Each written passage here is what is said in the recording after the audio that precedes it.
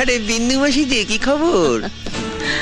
আপনি তো আর এখন বিন্দু মাসির হাতের পান খেতে আসেন না, তাই বাড়ি বয়ে আপনাকে পান খাওয়াতে এলাম। সম্পর্কটা এখানেই শেষ করে দিলেন সামন্ত মশাই? এ তুমি কি বলছো মাসি? তোমার সঙ্গে আমার সম্পর্ক কি আজকের? আমি আগে যেমন তোমায় ভালোবাসতাম এখনো তেমনি ভালোবাসি। এর চেয়ে বেশি বলার আগে আপনার লোকদের সরে যেতে বলুন সামন্ত মশাই। দেখলে তোমার সঙ্গে আমার সম্পর্কটা এখনো কেমন মধুর। গার্ডদের সামনে তুমি আমায় গালাগাল দিলে না। এবার দেব। আমি জীবনে অনেক হারামি দেখেছি, কিন্তু আপনার মতো এক পিসও দেখিনি। এই যে সাদা ধুতি পাঞ্জাবি পরে মন্ত্রী হয়ে হিল্লি দিল্লি ঘুরে বেড়াচ্ছেন, কার জন্যে?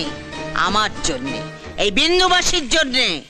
ভোটের সময় বুথের সামনে বোমা ফেলে ছাপ্পা মেরে আমার ছেলেরা 60% ভোট আপনার পকেটে ঢুকিয়ে দিয়েছিল। তারপর আপনি জিতেছিলেন, তারপর আপনি মন্ত্রী হয়েছেন। আমি কি সে কথা একবারও অস্বীকার করেছি মাসি? চুপ হারামজাদা, আগে আমাকে শেষ করতে দে। আমাকে কথা দিয়েও টিকিটটা বাবলু কোলেকে পাইয়ে দিলি। বাবলু আর বড় কাছে মই লাগিয়েছিল। পার্টি প্রেসিডেন্ট নিজে ওর নাম প্রস্তাব করেছে।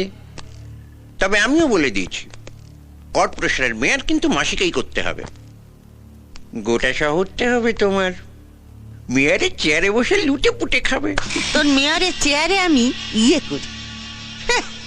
বিন্দু মাসি কারু ভিক্ষে নেয় না।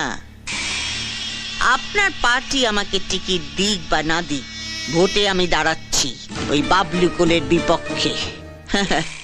ভোটের এখনো অনেক দেরি আছে, তার আগেই আপনি জানতে পেরে যাবেন কে জিতেছে, ওই বাবলু কোলে না এই বিন্দু মাসি। তারপর দেখ কেমন লাগে।